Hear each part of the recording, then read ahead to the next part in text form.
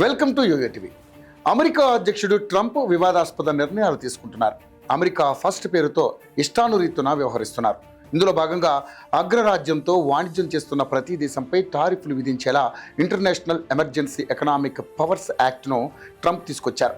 Base లైన్గా 10% tariff విధించారు. Russia నుంచి చమురు కొనుగోలు చేస్తుందన్న సాకుతో భారత్పై 50% సుంకాలు విధించడం సర్వత్రా చర్చనీయాంశమైంది. అయితే ఈ సుంకాలు చట్టవిరుద్ధమని అమెరికా ఫెడరల్ కోర్టు తీర్పును ఇచ్చింది. టారిఫ్లను విధించేందుకు అధ్యక్షుడికి విస్తృత అధికారాలు లేవని స్పష్టం చేస్తూ ఓ ఫెడరల్ అప్పీల్ కోర్టు సంచలన వ్యాఖ్యలు చేసింది. ట్రంప్ విధించిన సుంకాలు చాలా వరకు చట్టవిరుద్ధమని స్పష్టం చేసింది. తన ఆర్థిక అధికారాలను అతిక్రమించి అధికంగా టారిఫ్లను పెంచినట్లుగా వ్యాఖ్యానించింది.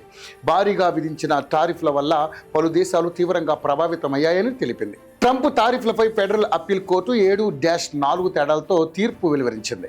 ఈ తీర్పు సుప్రీంకోర్టులో కూడా నిలబడితే భారత్పై విధించిన 25% ప్రతిస్పందించిన సుంకం రద్దవుతుంది. అయితే ప్రస్తుతానికి పెంచిన సుంకాలను అక్టోబర్ మధ్య వరకు కొనసాగించడానికి అనుమతించింది. ఈ మేరకు 7-4 తేడాతో న్యాయమూర్తులు తీర్పును వెలువరించారు.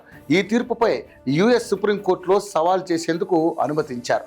ఈ తీర్పుపై డొనాల్డ్ ట్రంప్ తీవ్రంగా స్పందిస్తూ ఇది అత్యంత పక్షపాతంతో కూడుకున్న నిర్ణయమని, దీనిపై సుప్రీంకోర్టులో అప్పీల్ చేస్తామని ఆయన తన ట్రూత్ సోషల్ ఖాతాలో పేర్కొన్నారు.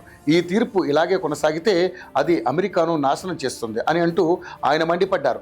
అన్ని సుంకాలు ఇప్పటికీ అమల్లో ఉన్నాయి. ఈ రోజు అత్యంత పక్షపాత అప్పీళ్ల కోర్టు మన సుంకాలను తొలగించాలని తప్పుగా చెప్పింది. కానీ చివరికి అమెరికా గెలుస్తుందని వారికి తెలుసు అంటూ ట్రంప్ ప్రకటించారు. ఈ సుంకాలు ఎప్పుడైతే తొలగిపోతే అది దేశానికి పూర్తి విపత్తు అవుతుందని, అది మన బలంగా ఉండాలి. అమెరికా ఇకపై అపారమైన వాణిజ్య లోటులను, న్యాయమైన సుంకాలను, ఇతర దేశాలు, స్నేహితులు లేదా శత్రువులు విధించిన సుంకం కానీ వాణిజ్య అడ్డంకులను సహించదని స్పష్టం చేశారు. ఇవి మన తయారీదారులు, రైతులు ప్రతి ఒక్కరిని బలహీనపరుస్తాయి. దీనిని నిలబెట్టడానికి అనుమతిస్తే ఈ నిర్ణయం అక్షరాల యునైటెడ్ స్టేట్స్ ఆఫ్ అమెరికాను నాశనం చేస్తుందని ట్రంప్ ట్రూత్ సోషల్ ద్వారా చెప్పారు. ముఖ్యంగా భారత్, చైనాలను ట్రంప్ టార్గెట్ చేశారు. చివరకు చైనాను ఏమీ చేయలేక భారత్పై పడ్డారు. కానీ ఇప్పుడు తమ దేశంలోని కోర్టే సుంకాల పరిమితికి మించి విధించడం చట్టవిరుద్ధమని తెలిపింది.